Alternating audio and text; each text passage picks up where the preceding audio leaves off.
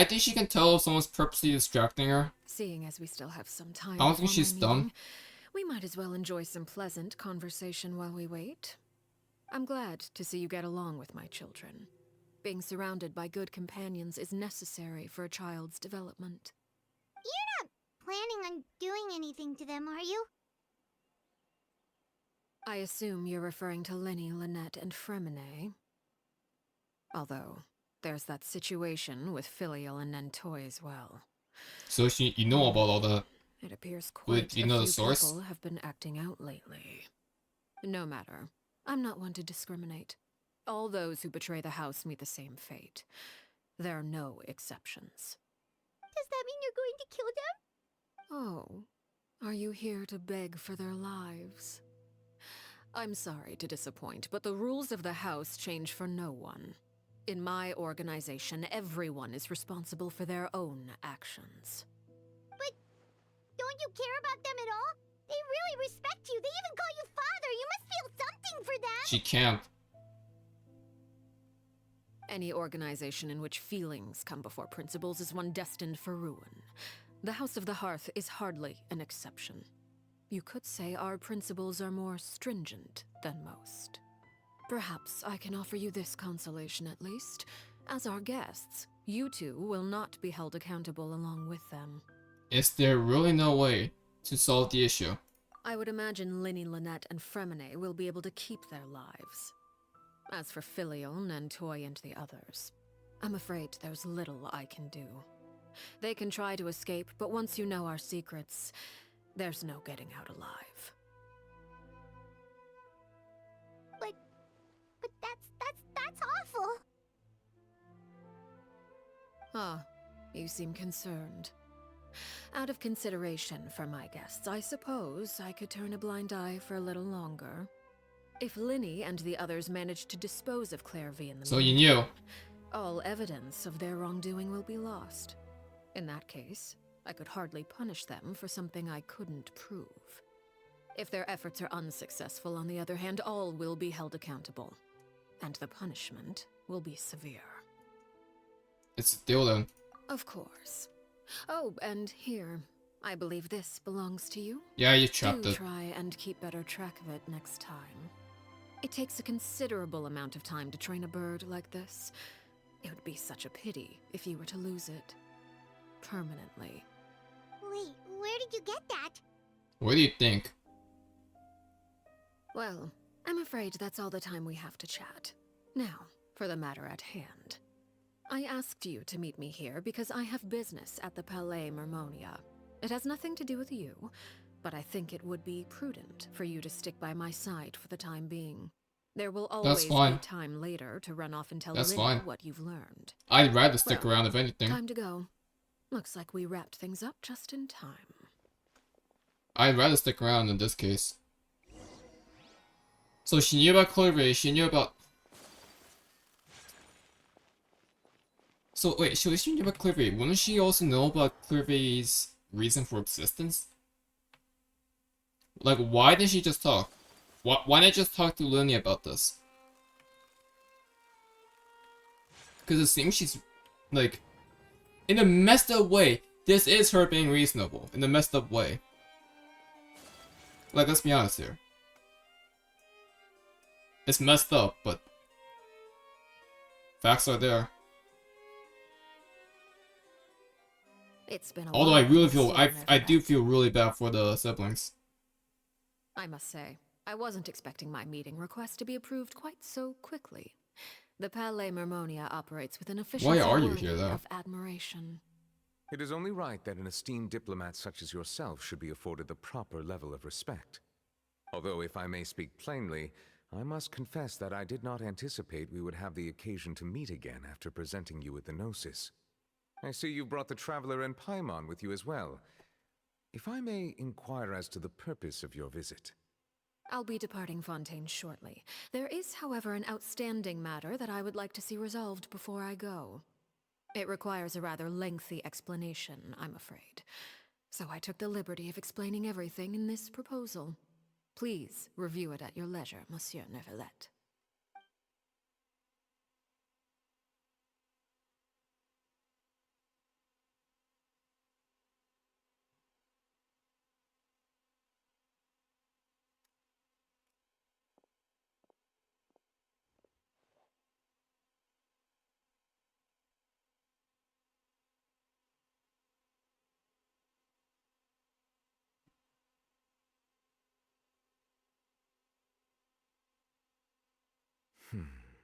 I understand your request.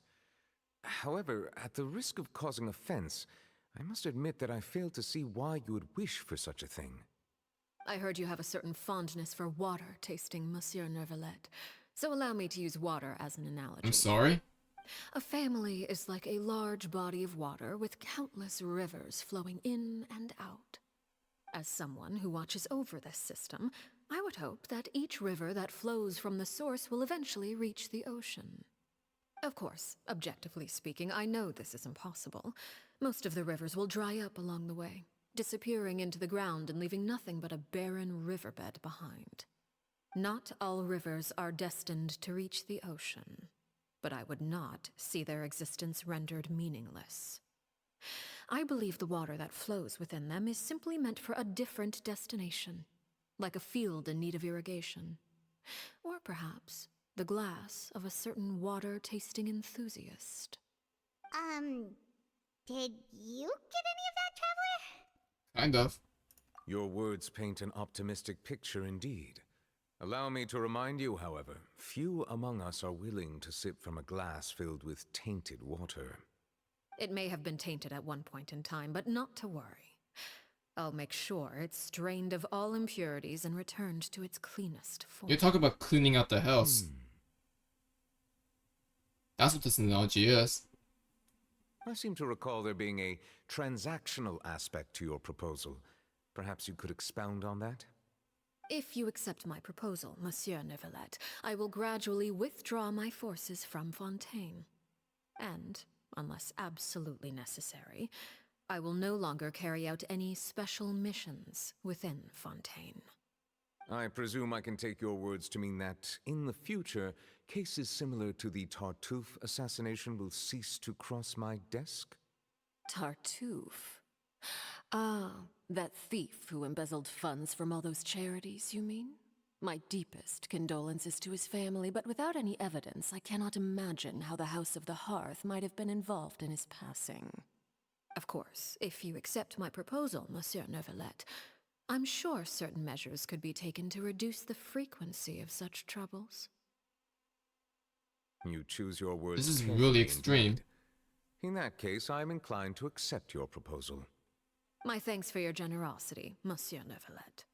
Well, with that settled, we should be going now. I took the liberty of bringing along 2 bottles of spring water from Snezhnaya for you to enjoy. I do hope I get the chance to hear your impressions. Perhaps at our next meeting, yes? Indeed. I trust you would not overlook your commitment in the meantime.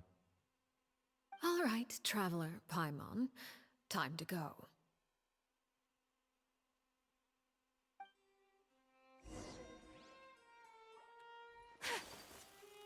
So is the reason for her being here in that proposal are they linked with Clervie? Is that what's going on? Does she see that spirit of Clervie as a parasite? Is that what's going on right now? I think that's what the only thing I could think of. What exactly were you talking about back there? Paimon only heard you mention some rivers, a large body of water, and then some kind of... She's talking about irrigation purity. scheme. You really want to know? I would imagine there might be more pressing concerns at the moment. Winnie, Paimon really hopes everything's going okay.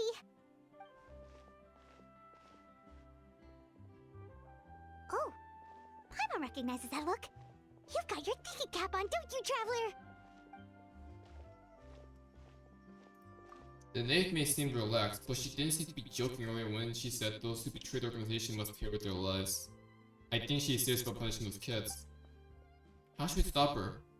No, there's something else we should figure out first. While we're talking from the Palais Mnemonia, she mentioned Clervie's name. Does that mean she knew where Clervie was this entire time? Maybe she anticipated how Lynn and the others were going to act.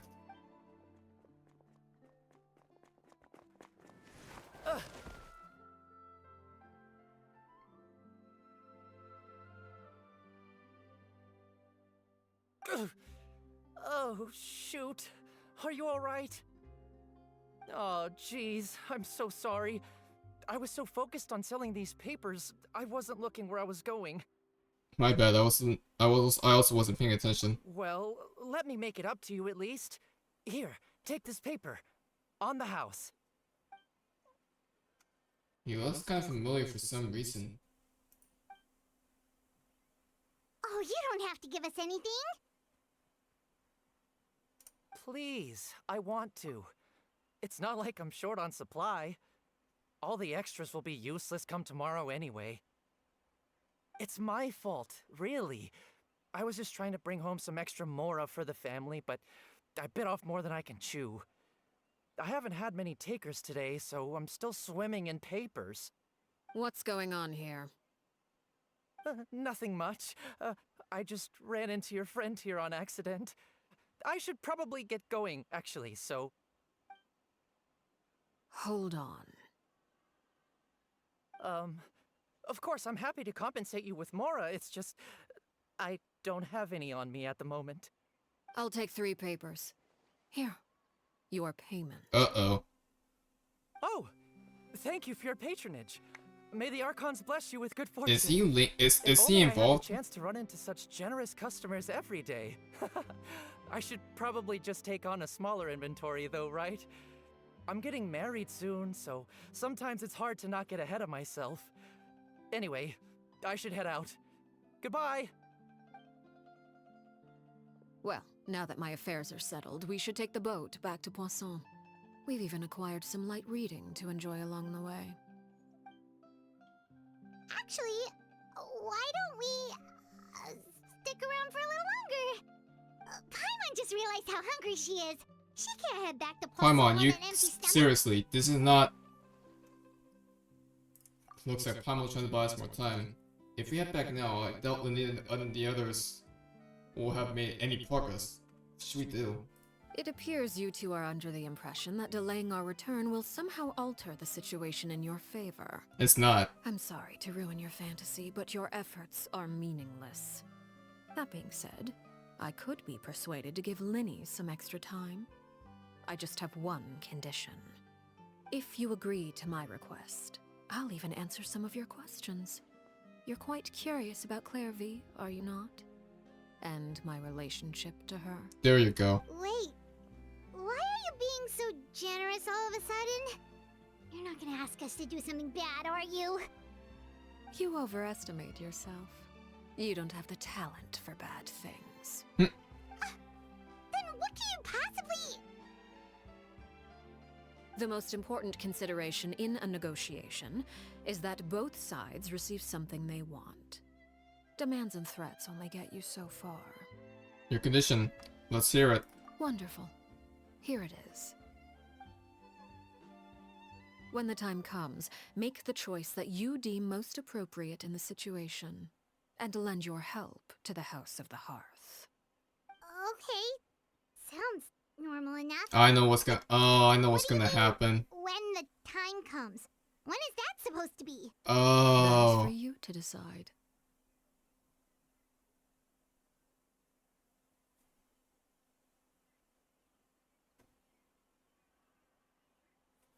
Okay. Now I see why her. Now I see why her constellation's that. What is that?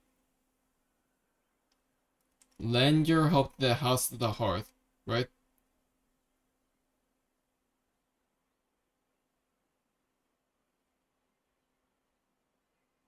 The hand of guilty. The hand of the guilty constellation. The hand with a candle. Only represents one thing. Betrayal. Reaccept your condition. Then we have a deal.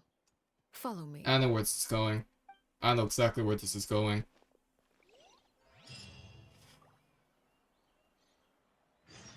She's gonna appear to betray the House of the Hearts, isn't she? And we're going yeah, I knew it. I freaking knew it.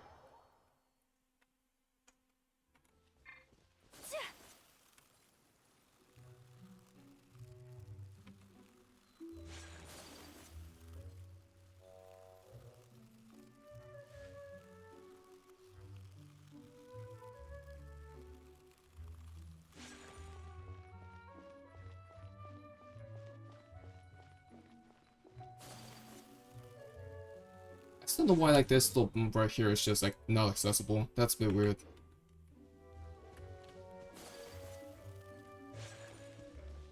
I think I know where this place is.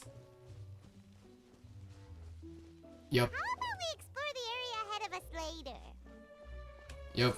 Yep, it's here.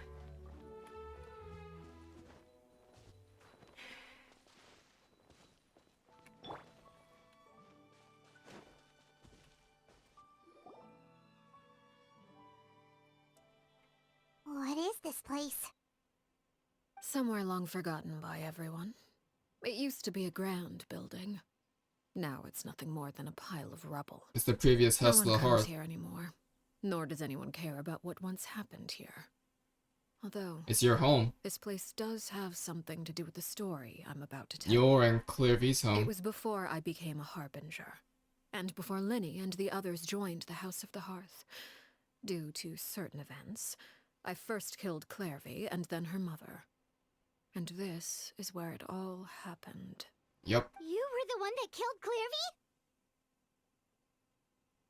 It's...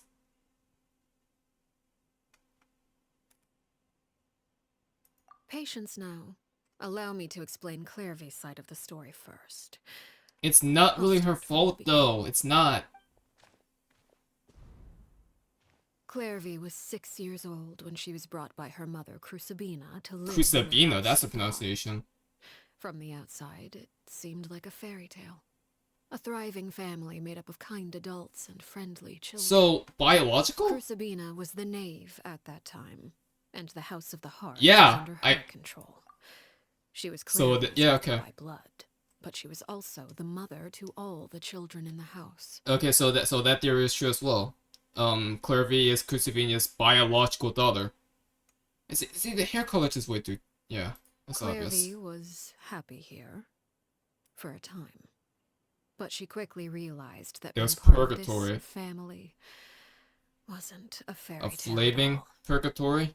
It was a kind of purgatory. Purgatory? Exactly.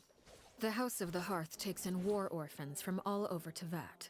But as for how to raise them, that depends entirely on the person in charge. Crucibina came up with a novel idea. She would teach the children to fight, force them to I duel knew each it. other, and then I mean, we crown knew as about the this, king of the right? house the child who proved themselves most worthy of inheriting her title.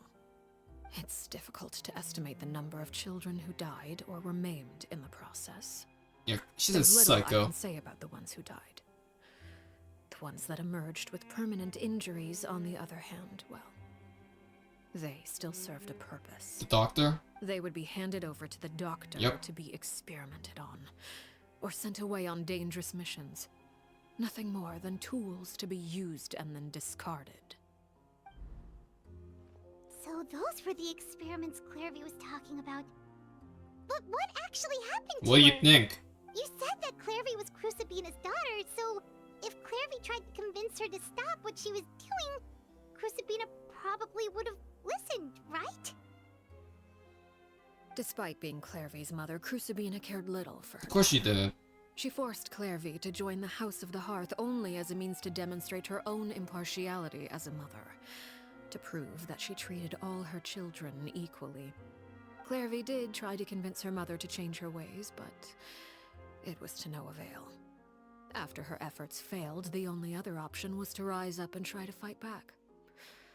Unfortunately, the other children had already been thoroughly indoctrinated into the illusion of happiness Crucibina had created. Of course, there was one exception.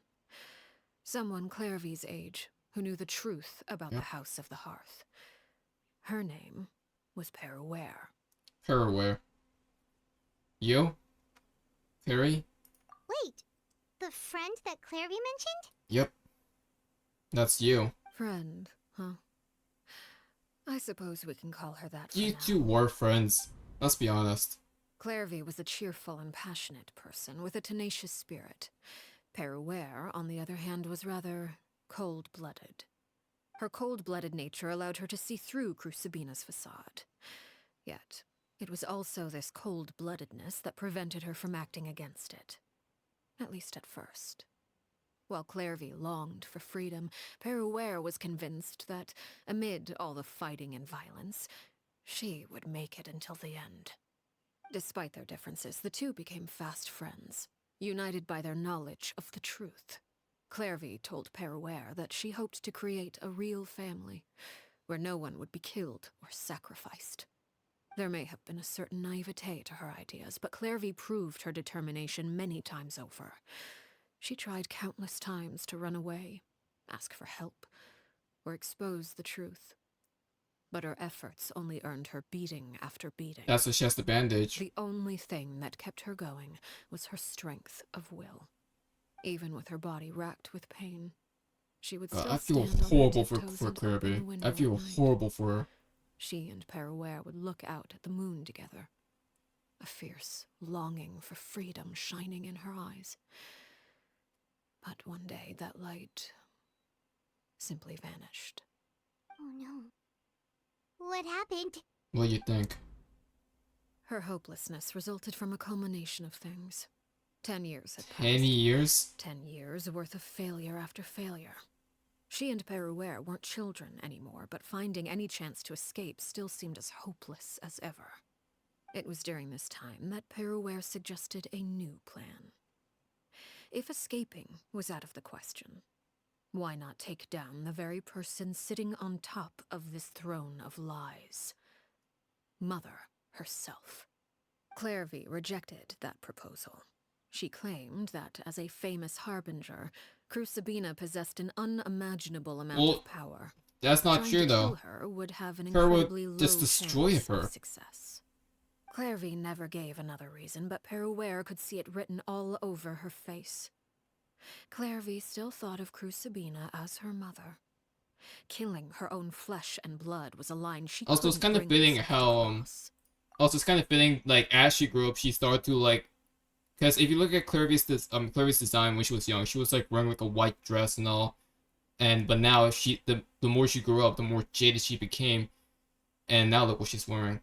If she couldn't escape and fight back, then only one option remained. She's wearing like a black tux, which is a color that represents death in some symbolism. Precisely. Death was the only way that she felt she could be free. She got herself It killed. happened during a duel. When she arrived at the dueling ring that day, her partner turned out to be none other than Perouere. Yep, The very she person basically that had stood by her let side all her those kill her. years. It was a fierce battle. But ultimately, Clervie decided to let Perouere end. The fact that she was smiling when that From that happened moment too, on, I feel horrible for her. Perouere's journey was one written in flames. When the rain finally came and washed it all away, there she stood, the sole victor in Mother's endless game of slaughter. A trail of corpses strewn across her path to success. It was the very result she had predicted 10 years prior. Even then, she believed she would make it until the end. She wasn't surprised by the fact that she emerged as Mother's undisputed heir. Rather, her success left her with an inexplicable sense of restlessness. She was unsettled. And there was only one thing that could quell that sensation. Killing her? Perhaps you two would like to take a guess as to what it was? Killing the person at the very top? Crucibina, you mean? But... Correct. This is the place where Perouere killed her best friend. A mere year later, this is also the place where she fought tooth and nail to kill the mother they shared. That's you. The moment she acted, any conception of what was right or wrong ceased to matter. It's one of the principles of the house. Only those who survive get to write the rules. Perouere won the battle, and became a harbinger herself. After which Her Majesty, the Tsaritsa, bestowed upon her a new name. Arlecchino. Yep, So the Perry Clervie was talking it about... was her. It was you all along. You're Perouere. Arlecchino is just a name you got later. Perouere is her real name. Arlecchino is her harbinger name. The Knave is her new code name. This was your story just as much as Clervie's. I left that name behind long ago. I must say, hearing it now does bring back memories. After I defeated Crucibina, the moniker of Mother died with her. I chose to forego the title she called herself and even chose to give up my own name. I rebuilt the House of the Hearth under a new identity. A strict and Not unfeeling only as father. Arlecchino, but as father. And that is where the story ends. Any more questions? The Clervie we met though. Who is she exactly? Yeah. Based on what you just told us, Clervie wasn't a little kid when she was killed. So the Clervie we met, was she really a spirit at all? I suppose you could call her an illusion born of flame. Her existence is like ashes to a fire. Something left over in the wake of blaze and ruin. You see, a certain power runs through my veins. It's not unlike a curse. My flames leave behind shadows of anything they consume. What? Of course, the chances of those shadows morphing into a sentient entity are exceedingly slim. Clervie is a very special case. So she's Clervie an died when she entity was created 16 by years you? old, but what emerged from the flames was her 6-year-old self. Her appearance wasn't the only thing affected. Most of her memories were lost to the blaze as well. Memory is a mysterious thing indeed. Losing a portion of your memories will alter your sense of self.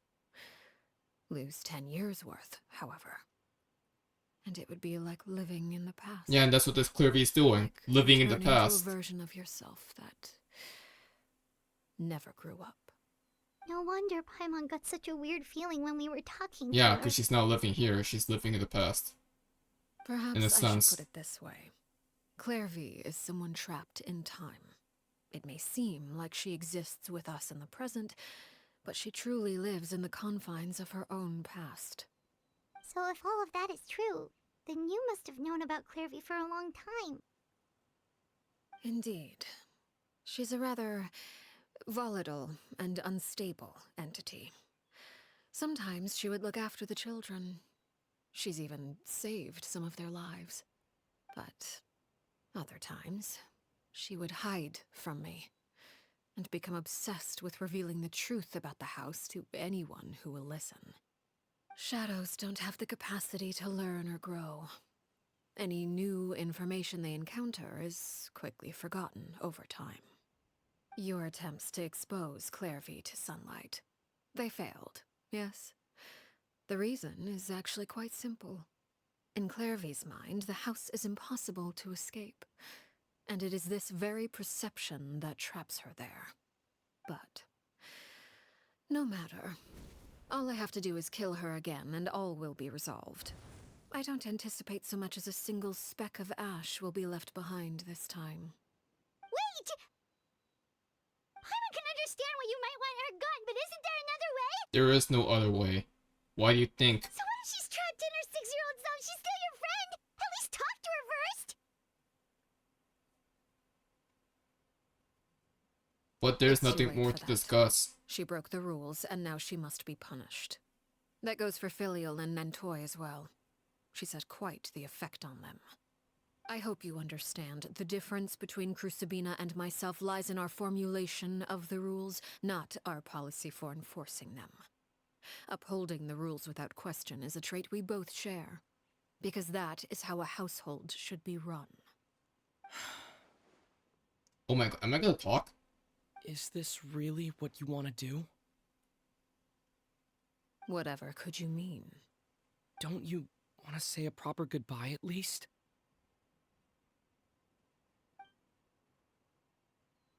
Whether as a killer or as a father, there are two things that must be avoided at all costs: anger and sorrow. Anger makes you impulsive. Sorrow causes you to waver. Well, it appears it's about time to proceed. Before we arrived, I told some of my well-behaved Oh my children God. to bring our troublemakers here by nightfall. I do believe I've kept my end of the deal. I gave your friends quite a bit more time. As for what happens now, we'll just have to wait and see.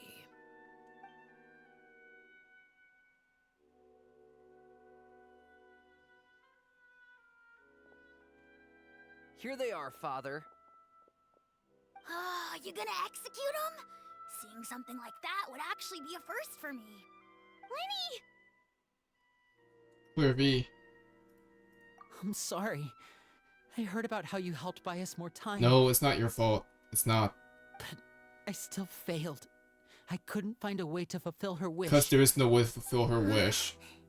There was never a way. Are you... Perry? Indeed, it's been a while, Clervie.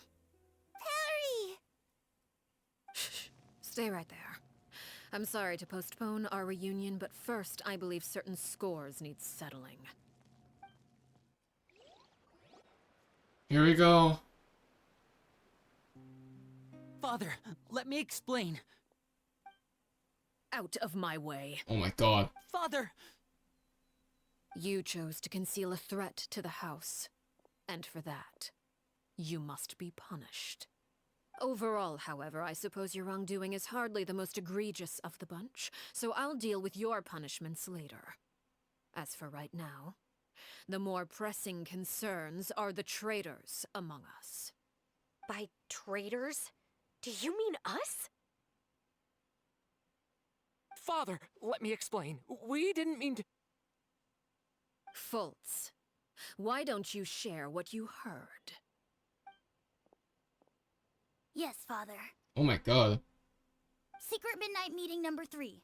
Participants, Filial, Nantoi, Sato, Toddy. Nantoi clearly said, if only Father wasn't the one who took us in. Sato added, I'm sick of this life. I just want to live as a normal person. Filial was the worst of them all. She called us crazies and said a bunch of mean things about Father. I did not! You're lying! Fultz is trying to frame us! It's not like I'm the only one who heard those things. After that, you and Toddy and a bunch of other people started talking about Clervie. You were using all those things Clervie brought up as an excuse to question Father. We're birds locked in a cage. The only way out is to destroy it. That's what you said, wasn't it? You little... You just want me gone, don't you? What did I ever do to you, huh? And you, Sheplo, have you forgotten who stood by your sickbed, watched over you, and changed your dressings? Come on, let's hear it then. What's your reason for all this?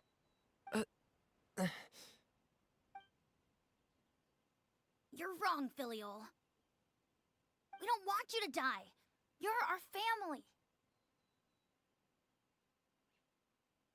Liar. You wouldn't be doing this if that were the case. So why? Why have you backed us into a corner? We all live in the House of the Hearth. You know the type of work we do, Filial. A single betrayal can cost dozens of us our lives. It's not like it's never happened before. That kind of thing is hard to forget. That's why the House of the Hearth cannot tolerate any form of betrayal. Ever since we came to Poisson, you've had 7 secret meetings. A lot of the things you talked about really crossed the line. You've been spying on us for half a month? Wait a second. Now that I think about it, the move to Poisson was just a way to make it easier to spy on us, wasn't it? Because we were all in one place. You've had this planned all along. Filial, Nantoi, I'm sorry. I owe you both my life. I owe Clervie too. If it weren't for all your help after I got poisoned, I wouldn't be standing here today. If this were any other situation, I would do anything to repay that kindness, even if it cost me my life. But rules are rules. I'm sorry. My hands are tied. Why? Why? That's enough, Filial. We made a mistake, and we should own up to it. We broke the rules, plain and simple. Now we have to face the consequences. I'm sorry, Chapleau. Fultz. I'm sorry, Father. We accept our punishment. Chapleau, according to the rules of the House of the Hearth, how should these traitors be punished?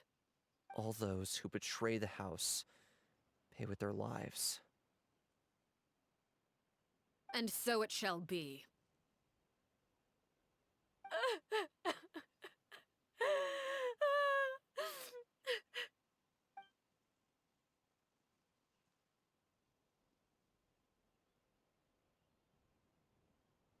Father, please wait! Something you want to say, Linny? Please reconsider, Father. What Filial and the others did, does it really count as betrayal? We all come from broken families. From the very first day we joined the House of the Hearth, we wanted nothing more than to make it a real home. But the truth is, none of us know what a real home should look like. I'm not saying I have all the answers. All I know is this. Killing Filial and the others may uphold the rules, but doing so will only bring us further away from being a real family than we've ever been. So please, Father, please, reconsider.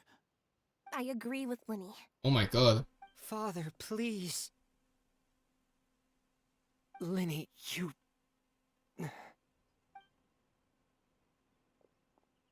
I also agree with Linny. Yeah, they all do. An order once given cannot be rescinded. However, given the extent of your determination, I suppose we shall have to go about this a different way. Draw your weapons and face me. Our weapons? Father, are you referring to a duel? Precisely. The rules of the house will not be altered. Traitors must be punished. However, resolving disputes with a duel is also one of our rules, one that also applies to me. Demonstrate a sufficient showing of strength, and I shall offer a concession. Wait. Beat Father in a duel? Impossible. Father is way too strong, even for Linny.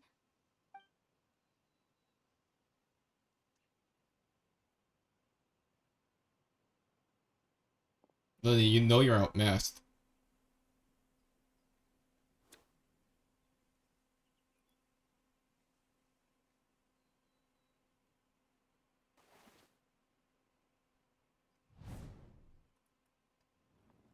Are you serious? Did you hear that, Traveler? Linny and the others have to duel the knave. What should we do? Can they really win something like that?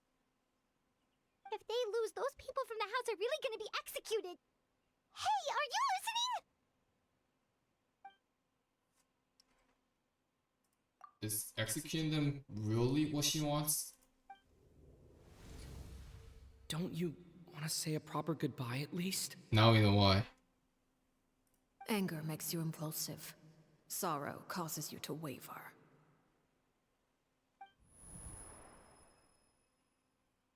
Back then, she never actually answered my question.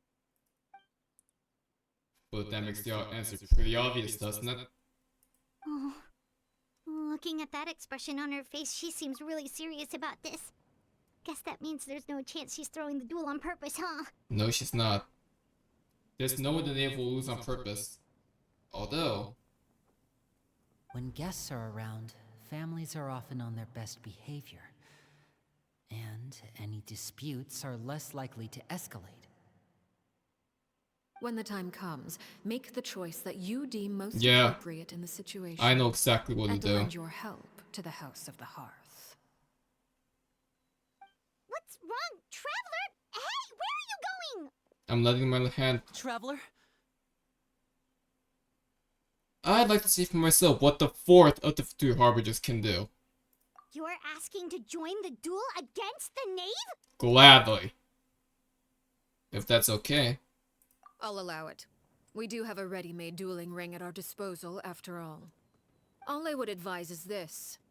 Keep a firm grasp on your weapon, and give it your all. Any less, and you may just lose your life. Gotcha.